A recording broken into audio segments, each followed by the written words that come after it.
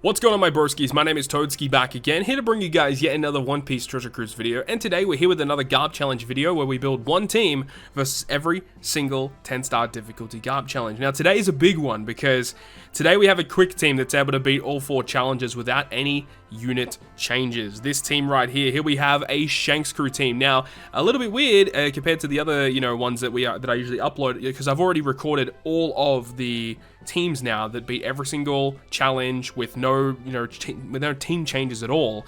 And this is one of the only ones that doesn't have a hybrid style captain, which is double Shanks crew team. We have the Liberal Hind ship to give us additional heal per turn. We've got Bob in here with the Cavendish support. That's very important, by the way. The Cavendish support comes in super clutch. We are running that random Ivankov that came out with the Sugar and Smoker batch. We'll talk about more about why this specific unit is here a little bit later on. We've got Pudding as well, which is just a really solid utility unit, and it is limit break expanded as well. Very important to have it limit break expanded to make sure the cooldown is as low as possible. And we are also running the Quick Moria from, again, like Smoker and Sugar related releases, with the Kuma support to remove Despair anytime it's first inflicted to our team. We are running Markino support on Shanks crew so that on the Whitebeard stage when we get inflicted with Chainlock we can just remove it. It actually helps out a lot. You don't have to have it if you don't want to, but it definitely makes a pretty big difference by having it, that is for certain. So that's the team breakdown. Massive shout out to my girl Carissa for helping me team build this one. This was a relatively difficult one, definitely the hardest of all the colors that I tried thus far, so I really hope you guys enjoy this one. And without further ado, let's go ahead and jump into the video. Alright, so jumping into the video here with Shanks crew mono quick team versus the GARP challenges. Okay, so talking about this team and the way that it works, it depends on what content you're going up against. You have to do different things here. But the whole theory of this team really sparked from when Carissa was telling me, what if you go ahead and use Shanks crew special to wave clear 2 separate stages? Because obviously the dual unit captain effect lasts for 2 turns, or for 3 turns really, but then you carry it over multiple stages because it's a 3-turn, preemptive counts as 1 turn, and then you attack again.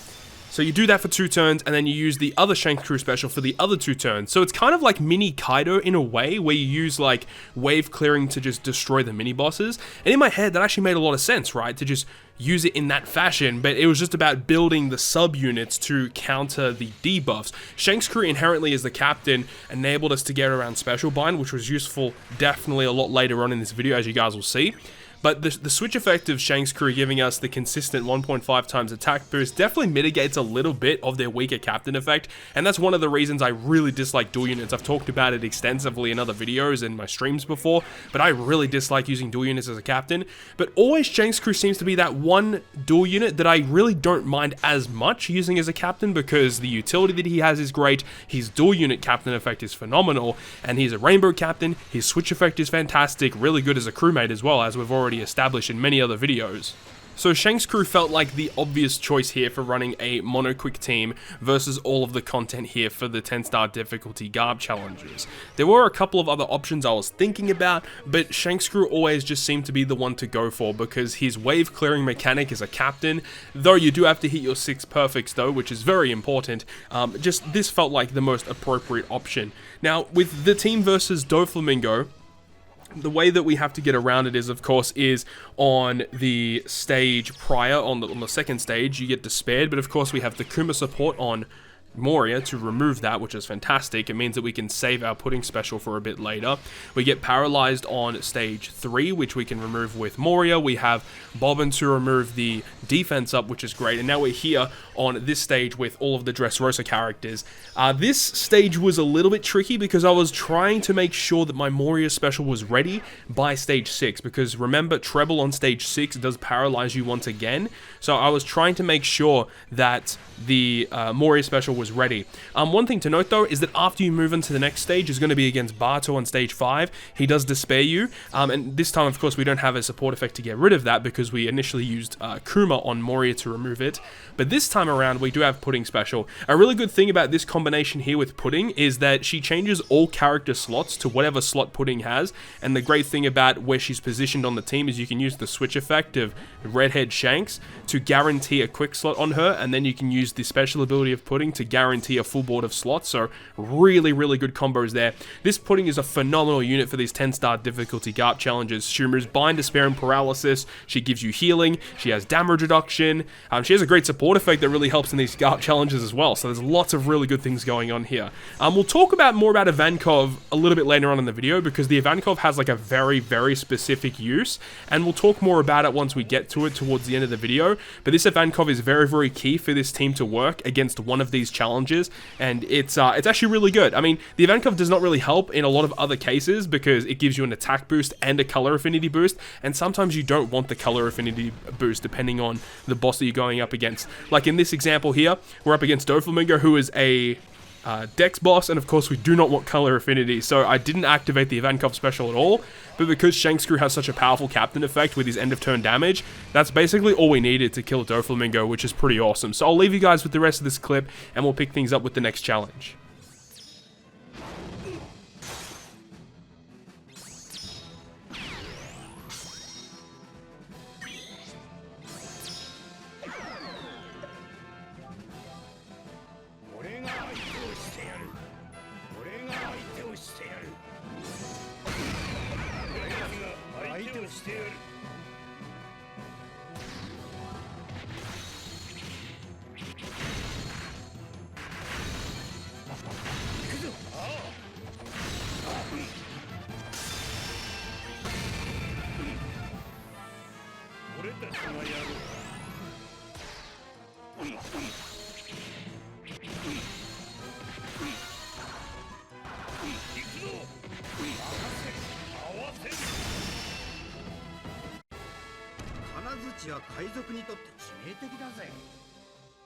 So moving on to the second challenge is against Revolutionary Army.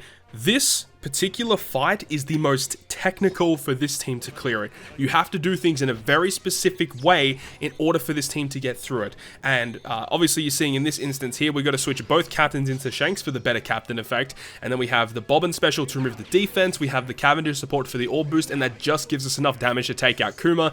And then we have to make sure that, you know, when we do use Pudding again on stage 2, right, because Pudding is going to be useful to get rid of the bind, we need to make sure that Pudding special is ready for when we reach the Karasu and the Lindbergh stage. Otherwise, we're going to be in a bit of trouble because we need to make sure we get rid of that bind, and we also want to make sure we get rid of those block orbs that are given to us as well. So she does need to be ready on turn 1 of that fight.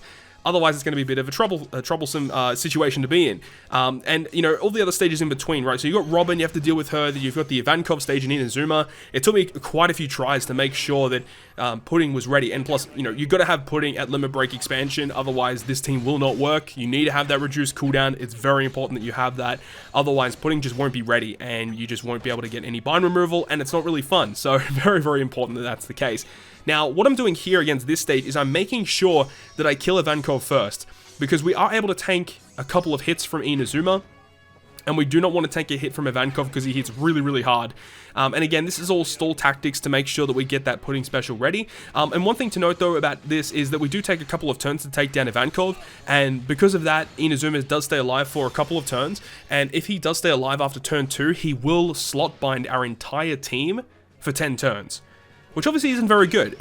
We need to have matching slots in order to do a lot of damage, but luckily Shankscrew does have slot bind removal with his Limit Break ability. So that will enable us to ensure that when we do reach the final stage, he will have matching slots, which will enable us to do enough damage, which is good. But yeah, just making sure that we have enough to survive, but once we do kill Inazuma, and we are able to ensure that Pudding is ready for the stage 6, which is against Lindbergh and Karasu, then yes, we are good to go. We don't need to worry. And on the final stage, we do have Ivankov this time because the final boss is strength, so we will have type advantage. So Ivankov gives us color affinity boost and gives us an attack boost for 3 turns. Really good that we have that. So that will give us enough damage output to kill. We have the switch effect of the Shankscrews, of course, to generate a couple of slots. Well, because of slot bind, we only get one of the slots. We've got Bobbin as well, which can also generate a slot for our Shankscrew captain, which is also very good. But, you know, once you kill Shankscrew, once you kill the Sabu and Koala final boss, ensure that you don't hit too many perfects because your health is probably not going to be too high at this point. So you gotta make sure you don't hit too many perfects because the burn will kill you. But after you do kill him the first time and he revives, you can just hit as many perfects as you want, and then you can take him down from there. But I'll leave you guys with the rest of this clip versus the Revolutionary Army. Definitely the most difficult of all of these challenges to beat. I think Enel is also relatively tricky, but the one after this is the Whitebeard challenge, which honestly is the easiest for this one to clear, as you guys will see a little bit later on in this video.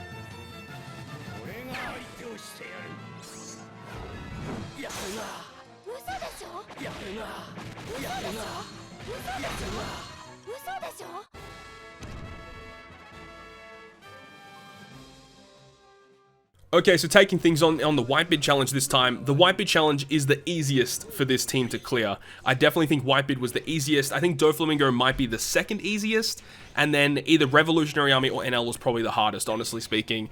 But yeah, this was super easy because on the Curiel stage here, we're going to be going ahead and using the Moria special, which gets rid of the attack down, of course. We use the double switch effect to switch into 2 Shankses, so we have full type advantage. And from here on out, all we're doing is consistently using the switch effects of Shanks crew to get through the Curiel stage and get through the stage after this. The stage after this is going to be the one with what's his face, Rakuyo and Haruta and Atmos. Now that stage as well, they're not really too tricky, they haven't got that much HP, so switch effects are going to be enough damage to kill. But then after that is the stage with Fossa.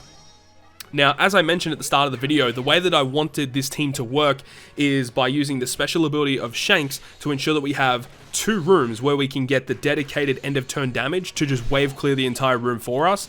So that's what we're going to be doing. We're going to have stage 4 and stage 5 dealt with 1 Shanks, and then we're going to have stage, I think, well, actually, technically speaking, for the Marco and Vista stage, we don't even need to use a Shanks crew special at all for that stage, which actually means we can save Shanks crew's full-on special ability and health cut and everything for the final stage with Ace and Whitebeard.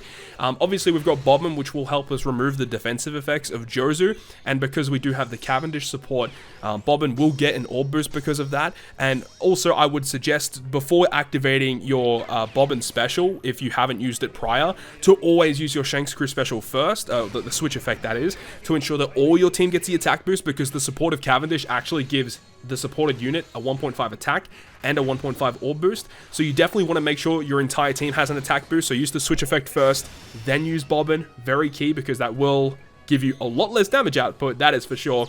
And then of course we do have the special ability of Gecko Moria once again, which is going to help us remove the attack down and the paralysis against Marco Vista. We do have the support of Makino attached to the Shanks crew, so the 3 turns of the chain lock that is inflicted to us will be removed. Now, I have not tested what this team's damage output would be like if you didn't have the Makino support, so you actually go ahead and tank the chain lock that's on your team. Not really too certain how much damage output you would have. It would definitely be significantly less, but I have a feeling that you would still be able to get your way through it, because the switch effects of Shanks crew obviously give you a pretty decent boost, but definitely having the Moria is such a good unit here to remove that paralysis and attack down. And I know not too many people will probably have that Moria if you're a relatively new player, like if you started like maybe around New Year's when Roger came out, or maybe you just started in the anniversary. But then again, you're not going to be building a team like this if you're a relatively new player. You would have to be playing for a pretty decent amount of time for you to be even aiming to build a team that can beat all of the GARP challenges with one team anyway, but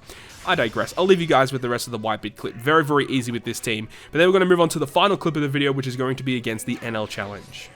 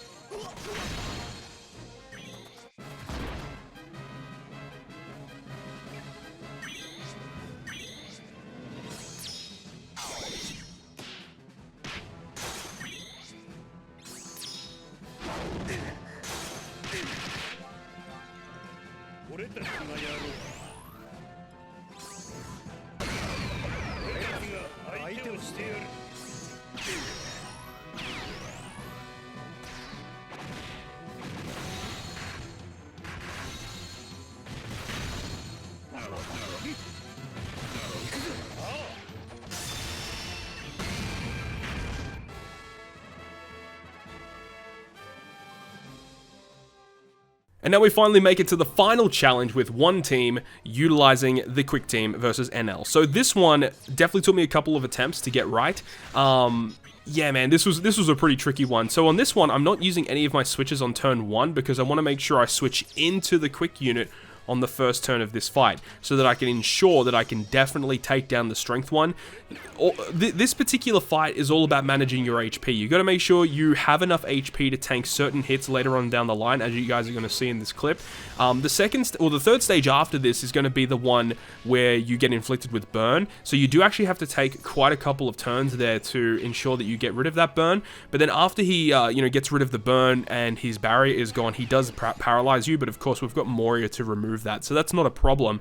But the problem is he does around 10,000 damage per turn, right? So you got to make sure, well, it's 10,000 damage give or take, but we have damage reduction with Shankscrew's captain effect, and that's obviously a really, really big positive. But yeah, it's just something to note. And the thing is if you do not, kill these guys in one turn, after the first turn, they apply defense up, and they continuously do it after every single turn that they don't have it. So, I do use Bobbin there. It would be nice to actually save Bobbin for the final stage. If you're somehow able to save Bobbin for the final stage, definitely do it, because Bobbin on the final stage will guarantee your victory, because I have actually entered the final stage before where I hadn't used Bobbin before that final stage, which means that I get the Cavendish support to get an orb boost for Bobbin. So not only will he give adjacent slots matching, but he also gives himself a slot and an orb boost to that character. So it's not super required, as you see in this video, not having that Cavendish support, but having it definitely makes a big difference. And again, I'm not really too sure if this is one of the best teams you could make for this. Potentially you can optimize this team a bit better with different supports or a different character that might, apply the job a little bit better. But one unit that we have refused to talk about throughout the entire duration of this video is that Ivankov. And people may be wondering, why are we even running this Ivankov in the first place? And this is because on the final stage, okay, so we get special binded here, which is fine. We've got Shankscrew to remove that, but we do get inflicted with stun. This is why Ivankov is here, because this Ivankov not only will give us a 1.75 attack boost and a 1.75 color affinity for 3 turns for our quick units and also end units, but he also has a really weird effect in his special that says reduces your crew's HP by 1%. So because he reduces our crew's HP, it will actually remove the stun debuff that is inflicted on the final stage of Enel. And that is the entire reason this Ivankov is here in the first place, because I was trying to wonder what type of unit I'd bring in order to get rid of the stun debuff. And I was looking at health reduces, saw this Ivankov, made a lot of sense, and you see right here, we only just had enough HP to tank that hit there, which was quite important, and now that we can just go ahead and kill this guy, which is good. Moving to the second last stage, we have Pudding Special to remove the bind, and of course we can use the switch effect of Shankscrew to guarantee a full board of slots on this stage as well, which is good. And then of course, make sure that when you leave this stage, that your Shankscrew, your Captain Shankscrew, is set as the quick unit. If you do not do that, you are going to be in big trouble moving into the final stage, because Enel will not change into a strength unit. He is going to change into an int unit, which is not what we want, of course. And of course, at this point here, we have the switch effects, we have an attack boost, we have Shanks Crew's special ability. Because of the 20% health cut, if you hit all of your perfects, all of these guys are guaranteed to die after this turn, so long as you hit all of your perfects, of course. And then basically it's GG at that point. The special button gets removed, you got Bobbin special, you've got your Ivankov special. Make sure to use Ivankov's special before you switch with Shanks Crew, just in case, because that is very, very important, because Ivankov gives you a better boost. But that is going to end this video today. Hopefully you guys enjoyed it, and if you guys did enjoy it, make sure to leave a like, and if you want to stay up to date with all the content that I post on my channel, including more One Piece Treasure Cruise content, make sure to hit the subscribe button down below. But other than that, guys, I'll see you guys within the next video.